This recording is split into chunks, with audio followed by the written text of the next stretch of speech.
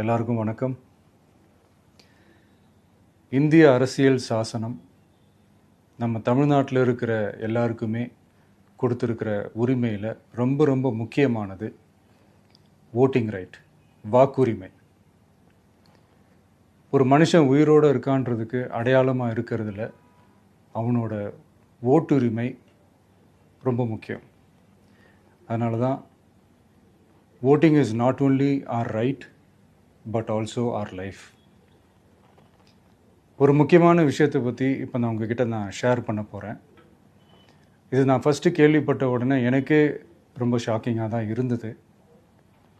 இப்போ நான் பேசிகிட்ருக்கிற இந்த நேரத்தில் தமிழ்நாட்டில் இருக்கிற நம்ம யாருக்குமே ஓட்டு போடுற உரிமையே இல்லைன்னு சொன்னால் நம்புவீங்களா? நான் நீங்கள் உட்பட யாருக்குமே அது இல்லை. நான் பயமுறுத்துறேன்னு நினைக்காதீங்க, அதுதான் நிஜமும் கூட. கொஞ்சம் ஏமாந்தால் நம்மளை மாதிரியே இன்னும் லட்சக்கணக்கான பேருக்கும் இதே நிலைமை தான். ஓட்டு போடுற அந்த உரிமையே இல்லாத மாதிரி ஒரு நிலைமை வந்தாலும் வரலாம். இதுக்கு மெயின் ரீசன் அந்த எஸ்ஐஆர், ஸ்பெஷல் இன்டென்சிவ் ரிவிஷன், சிறப்பு தீவிர திருத்தம். இப்போது இந்த எஸ்ஐஆர் நம்ம தமிழ்நாட்டில் எப்படி ஒர்க் ஆக போகுது? கடந்த ஜனவரி மாதம் எடுத்த அந்த கணக்கெடுப்பில் 6,36,00,000 வாக்காளர்கள் நம்ம தமிழ்நாட்டில் இருக்கிறாங்க. ஆனால் அவங்க யாருக்குமே இந்த ஓட்டு போடுற உரிமையே இல்லை. அந்த பிஎல்ஓன்னு சொல்லுவாங்க, பூத் லெவல் ஆஃபீஸர்ஸ், வாக்குச்சாவடி நிலை அலுவலர். அவங்க தான் வீடு வீடாக போய் அந்த ஃபார்மை கொடுப்பாங்க. அதை நம்ம ஃபில்அப் பண்ணி கொடுக்கணும். அதை தேர்தல் ஆணையம் அதை எடுத்துகிட்டு போய் அதை ஸ்க்ரூட்டினைஸ் பண்ணி அது எல்லாமே கரெக்டாக இருக்கான்னு செக் பண்ணி பார்த்ததுக்கப்புறம் அந்த வாக்காளர் பட்டியலை வெளியிடுவாங்க. அந்த வாக்காளர் பட்டியலில் நம்ம பேர் இருக்கணும், அப்போ தான் நம்மளால் ஓட்டு போட முடியும். அந்த புது பட்டியல் வர்ற வரைக்கும் நம்ம வாக்காளர்களான்றது அது உறுதியே செய்ய முடியாது. இன்கேஸ் அந்த புது பட்டியலில் நம்ம பேர் இல்லைன்னா அது ஒரு தனி ப்ராசஸ், அது ஒரு தனி ஃபார்ம், அது ஒரு தனி கிளைம்ன்ற மாதிரி அது ஒரு வேறு வேலை. ஸோ இந்த மாதிரி நிறைய சிரமங்கள் குழப்பங்கள் இருக்கிறதுனால மக்களுக்கு இது மேலே ஒரு கன்ஃபியூஷன் ஒன்று இருக்குது. இது என்ன வெரிஃபிகேஷனா இல்லை ஒரு மறைமுக ரீரெஜிஸ்ட்ரேஷனா இல்லை இது வந்து ஒரு நியூ ரெஜிஸ்ட்ரேஷன் மாதிரியே தானா அப்படின்ற மாதிரி நிறைய கன்ஃபியூஷன் இருக்குது. அவங்க செய்ய வேண்டியதெல்லாம் ஒன்று தான்.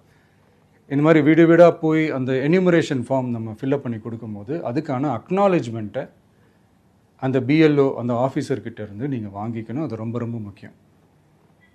இது நான் சொல்கிறது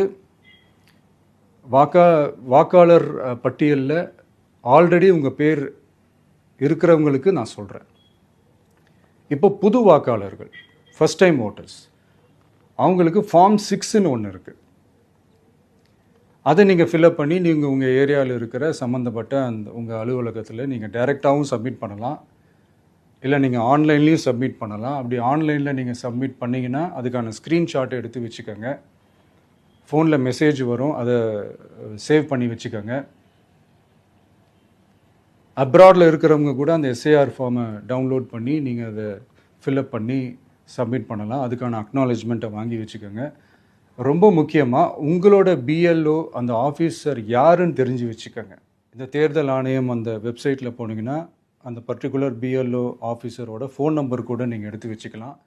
இன்கேஸ் உங்களை யாரையும் ரீச் பண்ணலை இல்லை உங்களுக்கு அந்த ஃபார்ம் கிடைக்கல அப்படின்னா நீங்கள் அவரை காண்டாக்ட் பண்ணி அந்த ஃபார்மை வாங்கி நீங்கள் ஃபில்அப் பண்ணி நீங்கள் சப்மிட் பண்ணலாம். ரொம்ப முக்கியமாக அதுக்கான அக்னாலேஜ்மெண்ட்டை வாங்கி வச்சுக்கோங்க. இது எல்லாமே சரியாக செஞ்சாலும் இந்த எஸ்ஐஆர் மேலே சில டவுட்ஸ் இருக்குது. அது என்னென்னா, இந்த 6,36,00,000 வாக்காளர்களுக்கு ஒருத்தர் விடாமல் இந்த ஒரே மாதத்துக்குள்ளே எப்படி எல்லாருக்குமே அந்த ஃபார்ம் போய் ரீச் ஆகும்? ஒன்று. ரெண்டாவது, நீங்கள் வரும்போது வீட்டை பூட்டிட்டு வேலைக்கு போயிட்டு என்ன பண்ணுறது? இப்போ நீங்கள் வருவீங்கன்றதுக்காக வேலையெல்லாம் விட்டுட்டு வீட்டுக்குள்ளேயே உட்காந்துட்ருக்கணுமா? ஸோ இதில் மெயினாக பாதிக்கப்பட போகிறது உழைக்கிற மக்கள், ஏழைகள், வேலைக்கு போகிற பெண்கள். இவங்களுக்கு யார் கரெக்டான அந்த பதில் சொல்ல போகிறது? ஒரு நியாயமான எஸ்ஐஆர்னால் என்ன நடக்கணும்? இப்போது இறந்து போனவங்கள மார்க் பண்ணி அதுலேருந்து delete பண்ணணும். இப்போ போலி வாக்காளர்கள் இருந்தாங்கன்னா அவங்கள மார்க் பண்ணி delete பண்ணணும். இப்போ ஆல்ரெடி ஓட்டு இருக்கிறவங்களுக்கு எதுக்கு இந்த ரெஜிஸ்ட்ரேஷன் என்ற பேரில் இவ்வளவு குழப்பங்கள் அப்படின்றது தான் எங்கள் கேள்வி. இப்போ புதுசாக வர்ற வாக்காளர்களையோ இல்லை ஓட்டு இல்லாதவங்களையோ சேர்த்தா பத்தாதா? இப்போ ரீசெண்டாக நடந்த இப்போ எலெக்ஷன் 2021, 24 எப்படி எல்லாருமே ஓட்டு போட்டோம்? அதில் ஓட்டு போட்டவங்க கூட இப்போ புதுசாக ரெஜிஸ்டர் பண்ணணும்னா அது ஏன் அந்த கன்ஃபியூஷன் அப்படின்றதான் நாங்கள் கேட்குறோம். அதனால தான் நாங்கள் எஸ்ஐஆரை எதிர்க்கிறோம்.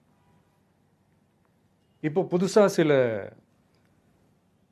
கம்ப்ளைண்ட்ஸ்லாம் வர ஆரம்பிக்குது. அது என்னென்னா முக்கியமாக நம்மளுடைய டிவிகே தோழர்களுக்கு அந்த ஃபார்ம் கிடைக்க மாட்டேங்குது, கொடுக்க மாட்டேன்றாங்க அப்படின்ற சில கம்ப்ளைண்ட்ஸ். இது யார் பண்ணுறாங்க அப்படின்றது நான் தான் சொல்லி தெரிய வேணும்னு ஒன்றும் அவசியம் இல்லை உங்களுக்கு. இப்போ இருக்கிற ஆட்சியாளர்கள் அவங்களுக்கு கைப்பாவையாக இருக்கக்கூடிய சில பேர் இதை செய்ய ஸ்டார்ட் பண்ணியிருக்கிறாங்க. அதனால் மைடியர் வர்ச்சுவல் வாரியர்ஸ், இதை சாதாரணமாக எடுத்துக்காதீங்க. இது எல்லாருக்குமே அந்த ஃபார்ம் போய் ரீச் ஆகணும். இதில் ரொம்ப உறுதியாக இருங்க. அதையும் மீறி உங்களுக்கு அந்த ஃபார்ம் கிடைக்கலன்னா இருக்கவே இருக்கும் ஆன்லைன்.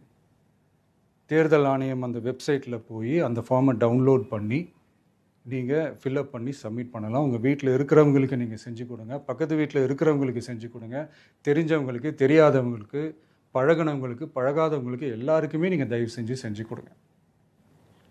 அண்ட் ரொம்ப முக்கியமாக நம்ம ஜென்சி கிட்ஸ், நம்ம ஃபஸ்ட் டைம் ஓட்டர்ஸ், நம்ம புது வாக்காளர்கள், நம்ம நண்பா நண்பிகள், அவங்க ரொம்ப கேர்ஃபுல்லாக இருக்கணும். நான் ஆல்ரெடி சொன்ன மாதிரி உங்களுக்கான ஃபார்ம், அந்த ஃபார்ம் நம்பர் 6, அதை கரெக்டான டீட்டெயில்ஸோட கரெக்டான உங்கள் டாக்குமெண்ட்ஸை வச்சு அதை சப்மிட் பண்ணுங்கள். ஏன்னா வரப்போகிற தேர்தலில் நீங்கள் தான், அந்த ஜென்சி வாக்காளர்கள் தான் மிக முக்கியமான ஒரு ஃபோர்ஸ் அப்படின்றது எல்லாருக்குமே தெரிஞ்ச ஒரு விஷயம். அதனால் உங்களை டிஸ்டர்ப் பண்ணுறதுக்கு, உங்கள் பேரை அதில் இன்க்ளூட் பண்ணாமல் செய்கிறதுக்கு என்னென்ன வேலைகள் செய்யணுமோ, என்னென்ன தில்லுமுள்ளு வேலைகள் செய்யணுமோ எல்லாமே அவங்க செய்வாங்க. இது நமக்கு எல்லா திசையிலையும் எல்லா பிரச்சனைகள் கொடுத்துட்டு தானே இருக்கிறாங்க. அது டிஃபால்ட்டாக நடந்துட்டு தான் இருக்கும். அது ஒன்றும் பண்ண முடியாது. ஸோ அந்த மாதிரி ஓட்டு போடுற விஷயத்துலேயும் அவங்க என்ன உத்தரமராக மாறவா போகிறாங்க? இப்போ நான் சில மீட்டிங்ஸ்லலாம் ரிப்பீட்டடாக ஒரு விஷயம் நான் சொல்கிறேன்ல, 2 பேருக்கு நடுவில் தான் போட்டி அப்படின்ட்டு. அது மேடைக்கு மேடை அவங்க அதை ப்ரூவ் பண்ணிகிட்டு இருக்கிறாங்க. அதனால் தோழர்களே, வரப்போகிற தேர்தலில் நம்ம யாருன்னு காட்டணும், நம்ம பலம் என்னன்னு காட்டணும். அதுக்காக அந்த பலமான, அந்த பவர்ஃபுல்லான ஆயுதத்தை நம்ம கையில் எடுக்கணும். அந்த ஆயுதம் வேறு எதுவுமே இல்லை, ஓட்டு, வாக்கு, ஜனநாயகம். அது இருந்தால் தான் நம்ம அந்த வெற்றியை நோக்கியே நம்மளால் பயணிக்க முடியும். தமிழ்நாடே அந்த வாக்குச்சாவடி முன்னாடி திரண்டு நிற்கணும். அதை பார்த்துட்டு தமிழ்நாடே தமிழக வெற்றி கழகமா, இல்லை தமிழக வெற்றி கழகம் தான் தமிழ்நாடா அப்படின்ற மாதிரி இருக்கணும். வீடுன்னு ஒன்று இருந்தால் தான் ஓடு மாற்ற முடியும்னு அறிஞர் அண்ணா அவர்கள் சொல்லியிருக்கிறாங்க. அந்த மாதிரி ஓட்டுன்னு ஒன்று இருந்தால் தான் இந்த நாட்டையே காப்பாற்ற முடியும். அப்புறம் இன்னொரு முக்கியமான விஷயம், அந்த எனிமரேஷன் ஃபார்ம் நீங்கள் ஆன்லைனில் நீங்கள் ஃபில்அப் பண்ணும்போது அதில் ஒரு சில ப்ராப்ளம்ஸ் வர்றதுக்கு வாய்ப்பு இருக்குது. அது உங்களுடைய ஓட்டர் ஐடியில் இருக்கிற உங்கள் பேரும், ஆதார் கார்டில் இருக்கிற பேரும், அந்த ஸ்பெல்லிங், இனிஷியல்ஸ் எல்லாமே ஒரே மாதிரி இருந்தால் தான் அது அக்செப்ட் ஆகும், இல்லைன்னா அக்செப்ட் ஆகாது. அது கொஞ்சம் கேர்ஃபுல்லாக பண்ணுங்கள். அது கொஞ்சம் யூசர் ஃப்ரெண்ட்லியாக இருக்கலாமேன்னு கேட்டதுக்கு அதெல்லாம் முடியாது, அதுக்கெல்லாம் வாய்ப்பு இல்லை, அதுக்கெல்லாம் ஆளுங்க இல்லை, பண்ண முடியாதுன்னு ரிப்ளை பண்ணிட்டாங்க. ஸோ அதனால் மைடியர் டிவிகே தோழர்களே, மைடியர் ஜென்சி படை பலமே, உஷாராக இருங்க, கான்ஃபிடெண்ட்டாக இருங்க. நல்லதே நடக்கும். வெற்றி நிச்சயம். மீண்டும் சந்திக்கும் வரை